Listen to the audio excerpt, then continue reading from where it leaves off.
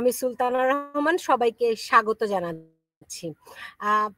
বিশ্বজুড়ে এখন যুদ্ধের ঘনঘটা, ইরান এবং ইসরায়েলের যুদ্ধের পরিপ্রেক্ষিতে অনেকেরই আশঙ্কা এটি কি তৃতীয় বিশ্বযুদ্ধের দিকে গড়াচ্ছে। এর মধ্যে আমেরিকা তেহরান খালি করার যেমন হুঁশিয়ারি দিয়েছেন, তেমনি ইসরায়েলের পক্ষ থেকে বলা হয়েছে খামেনিকে হত্যা করা হলেই এই যুদ্ধের অবসান হবে। এই বিষয়টি নিয়ে আমরা কথা বলবো। আমার সঙ্গে অতিথি হিসেবে রয়েছেন সিনিয়র সাংবাদিক আনিস আলমগীর। জনাব আনিস আলমগীর, আমরা কি সত্যি সত্যি কি বিশ্ব কি একটা তৃতীয় যুদ্ধের দিকে এগুচ্ছে কিনা, এবং আমরা শুনতে পাচ্ছি যে ইরানে একটি রেজিম চেঞ্জেরও প্রক্রিয়া চলছে। তৃতীয় বিশ্বযুদ্ধের দিকে এগোনোর কোনো সম্ভাবনা এখনো পর্যন্ত দেখা যাচ্ছে না। তৃতীয় বিশ্বযুদ্ধ তো ওইভাবেই হয় যখন আপনি যখন ইরানের পিছনে কেউ দাঁড়ায়, যখন যুক্তরাষ্ট্র ছাড়া অন্য কেউ ইসরায়েলের পেছনে দাঁড়াতো, তাহলে আপনার বলতে পারতাম। এখন তো যেগুলো আছে সেটা হচ্ছে যুক্তরাষ্ট্র একমাত্র ইন্ধন দিচ্ছে এবং তারা ওতপ্রোতভাবে ইসরায়েলকে সহযোগিতা করছে। তাদের নিজস্ব যে নীল নকশা আছে সেগুলো ইসরায়েলের মাধ্যমে বাস্তবায়ন করছে মিডল ইস্টে। অন্যদিকে ইরানের যে পরিস্থিতি, সেটা তো সে প্রকাশ্যে লিপ সার্ভিস পাচ্ছে, শুধু যে আমরা নিন্দা করছে, মিডল ইস্টের রাষ্ট্রগুলো নিন্দা করছে, তারপরে সুপার পাওয়ারের মধ্যে চীন নিন্দা করছে আর রাশিয়া নিন্দা করছে। এগুলো যে ইরানকে ভালোবেসে নিন্দা করছে সে তো না, তারা তো আমেরিকার অপছন্দ, তাই হয়তো আমেরিকাকে অপছন্দ, সেই জন্যই হয়তো তারা দাঁড়িয়েছে। কিন্তু তাদের কোনো সক্রিয় ভূমিকা আপনি এখানে দেখবেন না। তারা ইরান যদি ধূলিসাৎ হয়ে যায় তারা সেটা বলবে না, চীন তো মোটেও বলবে না। রাশিয়াকে ইউক্রেন যুদ্ধে কিছুটা হেল্প করেছে ইরান, সেই জন্য তারা যদি সামান্য কিছু করে হয়তো সেটুকু হয়তো দেখা যেতে পারে, আদারওয়াইজ এখানে কোনো সম্ভাবনা নাই। অন্যদিকে সুন্নি যে রাষ্ট্রগুলো আছে সৌদি নেতৃত্বে মিডল ইস্টে, তারা তো আগে থেকেই আপনি জানেন যে ইসরায়েলের সঙ্গে তাদের একটা গোপন সম্পর্ক রয়ে গেছে এবং তারা নিজেরাও চায় যে ইরান যদি এখানে অবদমিত থাকে তাহলে তারাও একটা সেফ ফিল করে। তাদের অনেকের প্রায় 7টা মিডল ইস্টের প্রায় 7টা রাষ্ট্রে যুক্তরাষ্ট্রের ঘাঁটি আছে, ইনক্লুডিং সৌদি আরব। সেই সব দিক থেকে তারাও নিজেরও তো সেফ ফিল করে না ইরানের এই উপস্থিতি। ইরান যদি পারমাণবিক সক্ষমতা অর্জন করে, তারা যদি অস্ত্র তৈরির, বোমা তৈরির সক্ষমতা থাকে, সেটা যে তাদের জন্য এক ধরনের হুমকি না সেটা নয়, তারাও কিন্তু ইরানকে একটা হুমকি মনে করে। কিন্তু যতই হোক সেটা হয়তো প্রকাশ্যে বলে না এবং প্রকাশ্যে ইরানের কে হামলার নিন্দাও করছে তারা, কিন্তু বাস্তবতা হচ্ছে যে তারা ইরান তারা ইসরায়েলের বিরুদ্ধে চরম কোনো ব্যবস্থা নেবে না। আরো বাস্তবতা হচ্ছে তারা আমেরিকার বিরুদ্ধে কোনো টু শব্দও করবে না।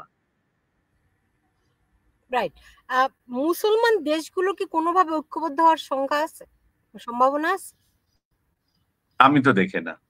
মুসলমান দেশগুলোর মধ্যে যেটা আমি আপনাকে বলছিলাম, ইরান হচ্ছে সুন্নিদের নেতৃত্বে, সেখানে সুন্নি নেতৃত্বে তার সাথে আছে ইরান, ইরাক, সিরিয়া আর ইয়েমেন ছিল, আর বিভিন্ন দেশের মধ্যে মনে করেন কিছু সংখ্যক শিয়া তো আছে, যেমন 10-20% আছে, ইভেন সৌদি আরবও আছে, কিন্তু তাদের তো কোনো সে নাই এবং ইরান তাদেরকে নেতৃত্ব দেয় না। তাদেরকে পুরো নেতৃত্ব দেয় না বলবো না, তাদেরও সফট কর্নার আছে তো অবশ্যই, কিন্তু প্রকাশ্যে এই 3টা রাষ্ট্র ছাড়া অন্য কেউ তো ওইভাবে এগিয়ে আসে না। লেবানন একটুখানি আছে, তো এইভাবেই তো চলছে। আর অন্যদিকে সুন্নি রাষ্ট্রগুলো বেশিরভাগই তো আপনার সৌদির নেতৃত্বে আছে, যেমন সৌদি আরব, ইউএই, কাতার, কুয়েত, বাহরাইন, এই ওমান, সবই ওদের একই তালে আছে আর কি। এর মধ্যে আবার একটু দূরে হলো মিশরও আছে। এই এমনিতে যুদ্ধের সমরাস্ত্রের দিক থেকে, ক্যাপাসিটির দিক থেকে ইরান তো ইসরায়েলের চেয়ে অনেক উন্নত, অনেক অগ্রসর, তবু তারা কেন পেরে উঠছে না? না, তারা অগ্রসর হলো। আপনি যদি খেয়াল করেন তাদের প্রথম রাতেই তো তাদেরকে যেভাবে আক্রমণ করা হয়েছে সেটা হচ্ছে যে বিমান দিয়ে করা হয়েছে, যুদ্ধ বিমানগুলো তো এত বেশি তাদের ইসরায়েলের, আর ইরানের তো ওই ক্ষেত্রে কিছু নাই।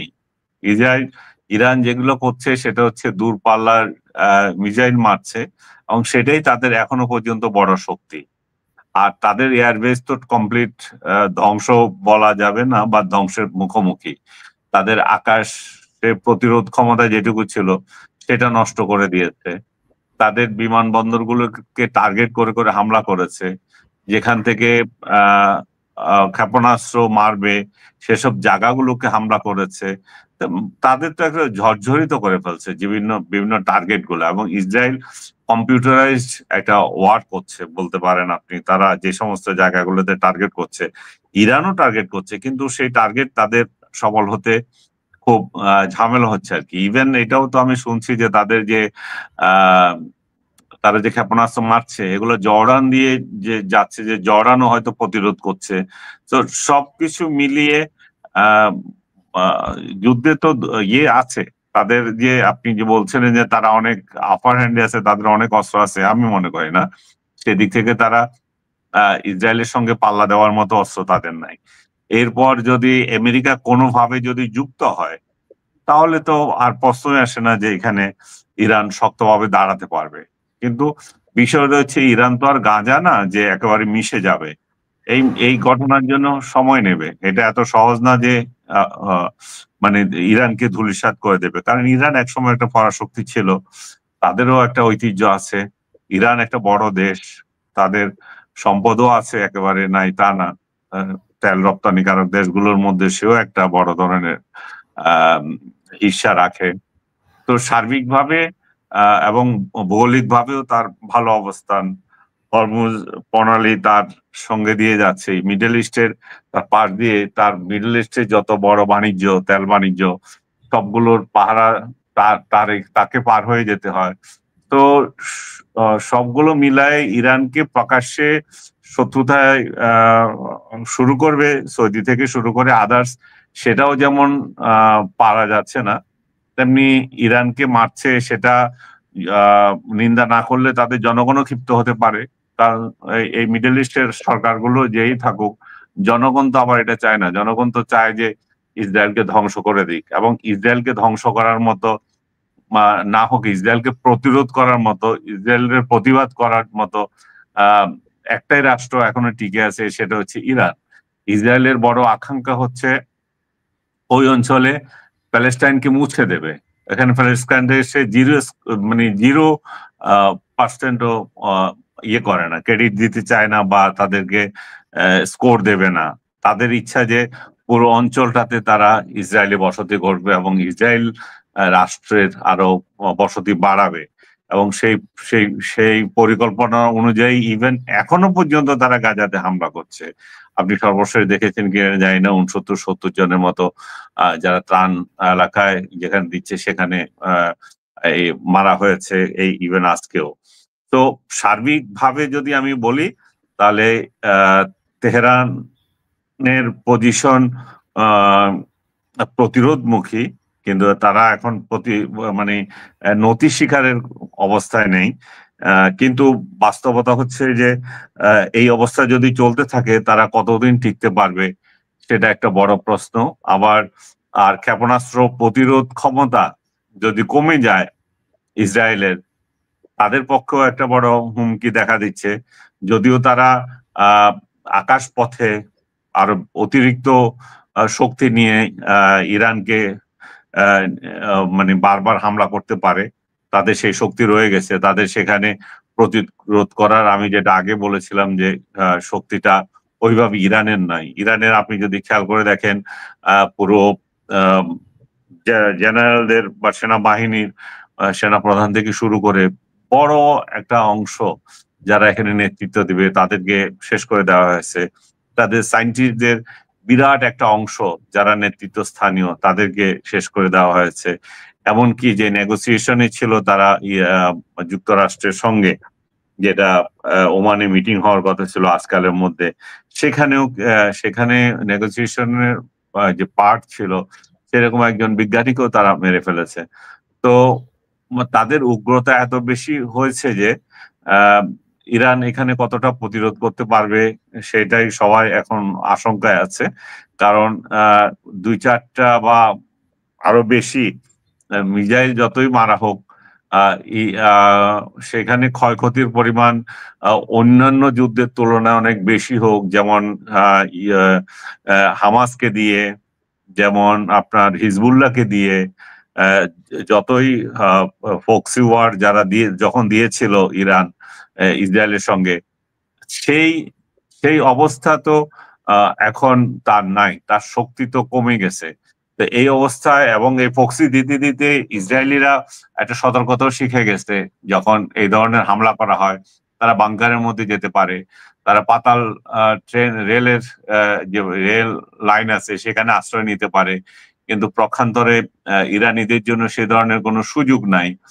তো সার মানে বলতে গেলে এই এক ধরনের একতরফাই এখনো পর্যন্ত আমি বলবো যে অনেকে হয়তো বলবে যে না না ইরান ভালোভাবে প্রতিরোধ করছে। হ্যাঁ, প্রতিরোধ করছে, প্রতিরোধ যে কম করছে তা না, মনোবলও তাদের যথেষ্ট আছে। তাদের সর্বোচ্চ নেতা তো এর মধ্যে বললেন যে তারা নতি স্বীকার করবে না, এবং ট্রাম্প বারবার বলছে যে তারা তাদেরকে একটা বসাবে, তারা আত্মসমর্পণ করবে।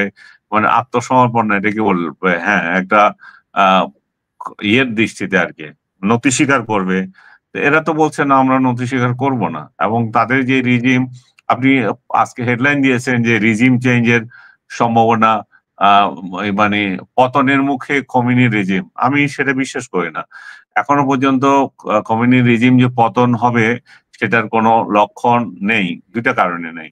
একটা হচ্ছে খোমেনি যে রিজিম সেটা খোমেনি চলে গেলেও কিছু আসে যায় না, এটা একটা ধারাবাহিকতা। যেমন তাদের 20 জন বড় বড় নেতা চলে গেছে, এটা নেতা নির্ভর সংগঠন না, তারা তাদের অভ্যন্তরের কোনো বৈরোধ নাই, কারণ তাদের কোনো বিরোধী দল নাই, তারা এক দলীয় সরকার চালায়, তো বিরোধীরা দেশের বাইরে আছে। ধরেন খমেনি যখন ক্ষমতায় আসলেন 79 হুম, সালের দিকে, তাই না? তখন হুম। আমেরিকা তাদেরকে সমর্থন দিয়েছিল। তো এখন আমেরিকা ধরেন বিভিন্ন সময় এভাবে করে রেজিম বদলায়। খামেনি তো ক্ষমতায় আসার কথা ছিল না, তারা যেমন করি হোক বামপন্থীদের সঙ্গে নিয়ে, এমন অনেকটা বাংলাদেশে যেরকম যে উগ্র উগ্র উগ্রপন্থী ধর্মীয় গোষ্ঠীগুলো তারা বামপন্থীদের সঙ্গে মিলেমিশে তারা বাংলাদেশে একটা পরিবর্তন নিয়ে আসলো। ইরানে অনেকটা বলা হয় যে ইরানের মডেলটা অনেকটা এরকমই। তো ইরানে বামপন্থীদের একদম ঢালাও ভাবে ফাঁসি দেওয়া হয়েছে, আপনি জানেন। তো সেই 79 সালের পরে তারা যেভাবে করে শক্তপোক্ত হয়ে বসেছে, আজকে আমেরিকা তাদের উপর থেকে যেভাবে করে সমর্থন প্রত্যাহার করে নিয়েছে এবং বরং পাল্টা তাদেরকে এই খামেনি শাসনের অবসান তারা চাচ্ছে, এটা তো স্পষ্টতই।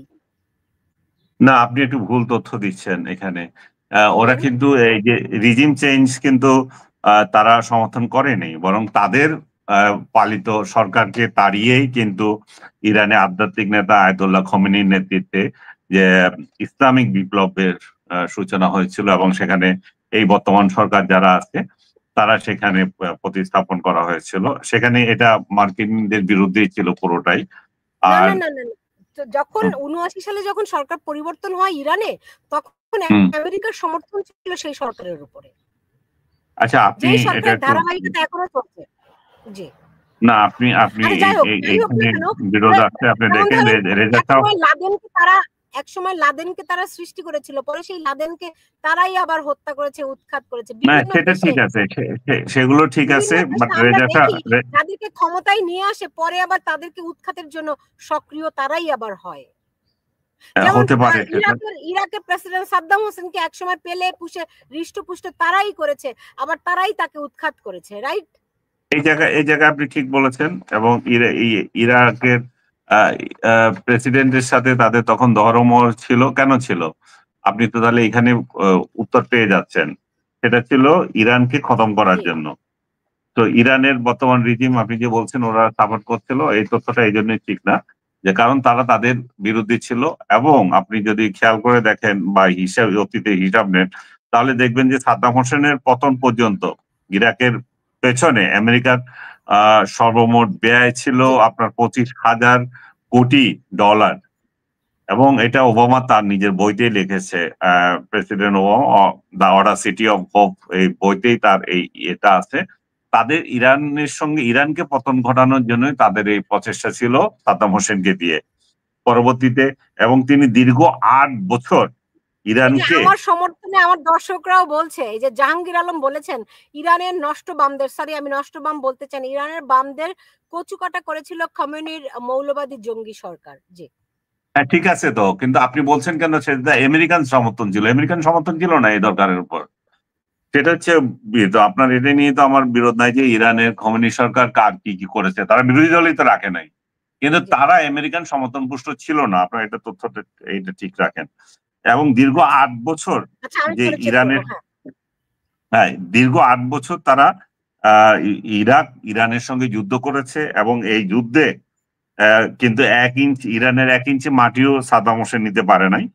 কিন্তু তার মানে কি হচ্ছে, এই পারস্য বা ইরানরা এত সুপার পাওয়ার ছিল, মানে তারা তো একসময় সুপার পাওয়ার ছিল, তারা এবং রোমানরাই ছিল বিশ্বের সুপার পাওয়ার তখন। এবং সেই গৌরব যতই হোক, তাদের সেটা তো কমে যায় নাই, সেটা তারা প্রমাণ দিয়েছে। এবং আমেরিকার সাথে তারা পাল্লা দিয়েই এতদিন ছিল। আমেরিকা সেই তখন থেকে তাদের উপর স্যাংশন জারি করেছে, তাদের অর্থনৈতিক দুরবস্থা তৈরি করেছে, কিন্তু তার মধ্যেও তারা এভাবে টিকে আছে। আমি আমার ব্যক্তিগত অভিজ্ঞতায় বলতে পারি, 1997 সালে আমি ইরান ভ্রমণ করেছিলাম, তখনও দেখেছি যে তাদের স্যাংশন এই খুবই ভালোভাবেই জারি আছে, এবং জনগণ দুর্ভোগ ভোগ করছিল, টাকার মান কমে গিয়েছিল, মানে খুবই ছিল। আজকের দিনে তো সেটা আরো খারাপ অবস্থায় গিয়েছিল। এবং তখনও আমরা শুনতে পেয়েছি যে ইরান এই নিউক্লিয়ার পাওয়ার নিয়ে কাজ করছে, এবং তারা বোমা তৈরির জন্য একটা চেষ্টা চালাচ্ছে। কিন্তু ইরান বারবার বলছে যে আমাদের এই কর্মসূচি হচ্ছে শান্তিপূর্ণ, এবং আমরা সেটা আমাদের বিদ্যুৎ এবং জ্বালানি অন্যান্য খাতে ব্যয় করতে চাই। আমাকেও নিয়ে গিয়েছিল অন্যান্য বিদেশি সাংবাদিকদের সঙ্গে, আপনার ইস্পাহানে গিয়েছিলাম আমরা, সেখান থেকে আরো একটা সিটিতে গিয়েছিলাম, কোম বা অন্য কোনো একটা শহর, আমি এই মুহূর্তে নাম মনে করতে পারছি না। তো সেখানে আমাদেরকে এইসব প্রকল্প দেখিয়েছিল তারা, যে তারা যে এটা করছিল। কিন্তু আমাদের সঙ্গে সাংবাদিকরাও বলছিল যে তখন তারা বোধহয় ইয়ের দিকে যাচ্ছে, পারমাণবিক বোমা প্রস্তুতির দিকে যাচ্ছে। এবং সেটা তো কিছুটা দেখা যাচ্ছে, ইন্সপেকশনের ক্ষেত্রে দেখা যাচ্ছে, তারা দীর্ঘদিন থেকে ইউএন কে ইন্সপেকশনের সহায়তা করছিল। হ্যাঁ, এবং সেটা ইউরেনিয়ামের মাত্রা। এখন যে তারা এত কিছু ধ্বংস করলো, এখানে কি পারমাণবিক অস্ত্রের কোথাও কোনো সন্ধান তারা পেলো সুনিশ্চিত করে ইরানে? এখনো পর্যন্ত পায় নাই, বাট তারা তো বলছে যে আরো আছে, তারা জানে, এবং সেগুলো যদি মার্কিনদের সহায়তা পায় তাহলে তারা ধ্বংস করতে পারবে। কারণ মাটির নিচেও অনেক স্থাপনা আছে যেগুলা পরে সার্ফেস বোম দিয়ে এটা ইরান ইসরায়েলের কাছে যে শক্তি আছে সেটা দিয়ে সম্ভব নয়। এখন মার্কিনীরা এখানে অংশ নেবে কিনা সেটা হচ্ছে বড় প্রশ্ন। ডোনাল্ড ট্রাম্পকে আজকেও জিজ্ঞেস করা হচ্ছিল, সাংবাদিকরা জিজ্ঞেস করছিল তাকে, সে বলছে করতেও পারি, নাও করতে পারি। আসলে ওদের একটা, আমরা শুনতে পাচ্ছি, বিভিন্ন গণমাধ্যমে খবর দেখছি যে আমেরিকার বিভিন্ন রকম যেই সমরাস্ত্র তারা এরই মধ্যে তাদের ব্যারাক থেকে রওনা হয়েছে, এরকম কথাবার্তা শুনতে পাচ্ছি। কিন্তু আমেরিকা কিন্তু সবকিছু, জি না, ব্যারাক থেকে তারা বের হয়েছে না, তারা সুসজ্জিত হচ্ছে, কারণ তারা তো যে কোনো সময় হামলার আশঙ্কা করতে পারে, তাই না? তাদের তো প্রস্তুতি থাকা দরকার যখন যুদ্ধ চলছে।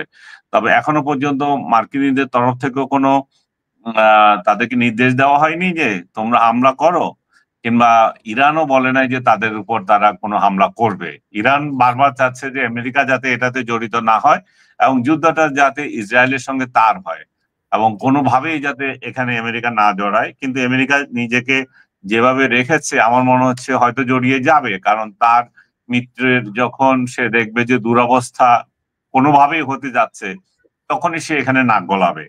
এখনো পর্যন্ত যদিও কোনো দুরবস্থা নাই। আমেরিকার জন্য খারাপ কতগুলি দুর্বল পয়েন্ট আছে। ধরেন ইরাকে তাদের সেনা আছে, সিরিয়াতে তাদের সেনা আছে। তো ইরানে যদি আমেরিকা হামলা করে, সেক্ষেত্রে ইরান নিশ্চয়ই তাদেরকে টার্গেট করবে, যেটা আমেরিকা এটা মানে বেয়ার করতে পারবে কিনা। এটাই তো বলছিলাম, শুধু ইরাক, কুয়েত বা কাতার নয়, 7টা অঞ্চলে রয়েছে। বাহরাইনে আছে, হ্যাঁ, ওমানে আছে, সৌদি আরবে আছে, তো এবং মিশরে আছে। এগুলাতে যদি তারা হামলা করে তাহলে ওই দেশগুলো তো তখন জড়িত হয়ে যাবে। হ্যাঁ, তারা হামলা করলে এই দেশগুলো জড়িত হয়ে যাবে। দেশগুলো চাইবে না যে তারা এই ধরনের হামলা জড়িত হবে, কিন্তু বা এখানে ইনভলভ হতে। তারা মুসলিম রাষ্ট্রের প্রতি যদি এ ধরনের হয়, তারা তো সরাসরি তাদের জনগণকে জবাবদিহি করতে হয়, তখন তাদের জন্য একটা অসুবিধা হবে। কিন্তু বাস্তবতা হচ্ছে যে এর আগে যখন আপনি জানেন, আমি ইরাক ওয়ারে যখন ছিলাম তখন আমরা দেখেছি যে কাতার থেকে পুরো হামলাটা চালিত হয়েছে, এবং কাতার ছিল মার্কিন ঘাঁটি, পুরোটাই কাতার মার্কিন পুরো বাহিনী কাতার থেকে নিয়ন্ত্রিত হতো। তো সেই সময় কি করেছে, একটা মুসলিম দেশে তো সেই সহযোগিতা দিয়েছিল। এখনো যদি কাতার বা কিংবা অন্য কোনো রাষ্ট্র এই সহযোগিতায় চলে আসে, তাহলে এখানে কার কি করার আছে? ইরানের কি ওই শক্তি আছে যে সেটা প্রতিরোধ করবে? তাই না? কিন্তু এটা শেষ পর্যন্ত এটার পরিণতি কোন দিকে, মধ্যস্থতা কি হবে কিনা, মানে এই ভয়াবহ যে যুদ্ধ এখন চলছে, থামার লক্ষণ আছে কিনা? আপাতত কোনো থামার লক্ষণ নাই, যদি না আমেরিকা ওই ধরনের প্রেসার দেয় দুই পক্ষকে যে বসো, টেবিলে বসে এটা সমাধান করো। এবং আমেরিকার ইচ্ছা যে সে একটা নাকে খড় দেওয়া ধরনের চুক্তি ইরানের সঙ্গে ইসরায়েলের করবে, যাতে করে ইসরায়েল প্রটেক্টেড থাকে এবং ইরান যাতে তার প্রতি থাবা না দেয়। ইরান যদি বাধ্য হয় সেটা, ইরান কি সেটা সেটাই বলছি না, ইরান এখনো পর্যন্ত মানার তো কোনো প্রশ্নই আসে না। কিন্তু যদি বাধ্য হয়, যদি অস্তিত্বই না থাকে, তখন তো মানুষের অনেক কিছু মানতে হয়। হয়তো মানলো, কিন্তু তার মানে এই নয় যে তারা তাদের পারমাণবিক কর্মসূচি বন্ধ করে দেবে। কারণ প্রযুক্তি তাদের আছে, তাদের স্থাপনা হয়তো নষ্ট হয়েছে, কিন্তু তারা সেটা গিভ আপ করার মতো পরিস্থিতি তো তৈরি হয় নাই। তারা হয়তো সেটা আবারও চালাবে। তাদের কি বিধ্বস্ত অবস্থা এখন, তাদের সামরিক স্থাপনা নষ্ট, আর তারপরে পারমাণবিক স্থাপনাগুলো নষ্ট, কমিউনিকেশন টুলস গুলো সবই খারাপ অবস্থা, আকাশ নিয়ন্ত্রণ তাদের নাই। এর মধ্যে তাদের জন্য আরো দুঃসংবাদ হচ্ছে যে তাদের যে গোয়েন্দা নেটওয়ার্ক, সেটারই বড় বড় নেতাগুলোকে তারা হারিয়েছে, সায়েন্টিস্টদেরকে হারিয়েছে। তো সার্বিকভাবে তাদের ক্ষতির পরিমাণ অনেক বেশি। যদিও তাদের নানা লেয়ারে লোকজন থাকে, একটা গেলে আরেকটা আসে, কিন্তু কিন্তু যারা যাচ্ছে তারা তো, তাদের যে অপরিণীয় ক্ষতি, এটা তো মানে ফিল আপ করা তাদের জন্য অনেক কঠিন হবে। হয়তো আমার আয়াতুল্লাহ খামানি চলেন, আমরা ইরানের তরফে কি কি ক্ষয়ক্ষতি হয়েছে সেটা আমরা দেখতে পাচ্ছি, কিন্তু ইসরায়েল তো তুমুল ধরনের খুবই কঠোর সেন্সরশিপ দিয়ে রেখেছে।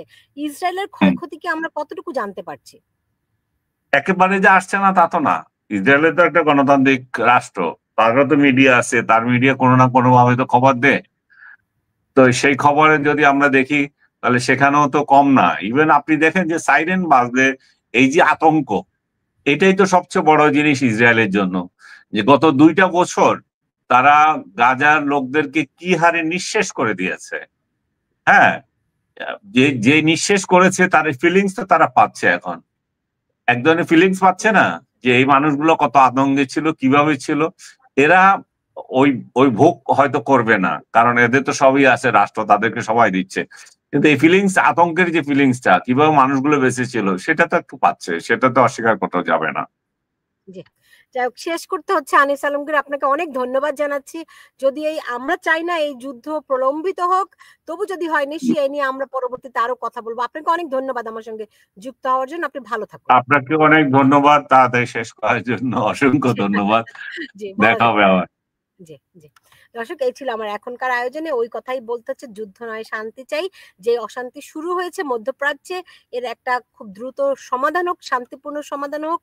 প্রতিটি রাষ্ট্র তাদের সার্বভৌমত্ব যেমন অক্ষুণ্ণ রাখুক, তেমনি কোনো বিদেশি শক্তি একজন আরেকজনের উপর এভাবে আক্রমণ না করুক। পৃথিবীতে যারই প্রাণ যাক না কেন, মানুষেরই তো প্রাণ যাচ্ছে, সে যে দেশেরই হোক না কেন। সুতরাং এই খুব দ্রুত এটি বন্ধ হোক, সেই প্রত্যাশা রেখে বিদায় নিচ্ছে। আপনারা সবাই ভালো থাকুন।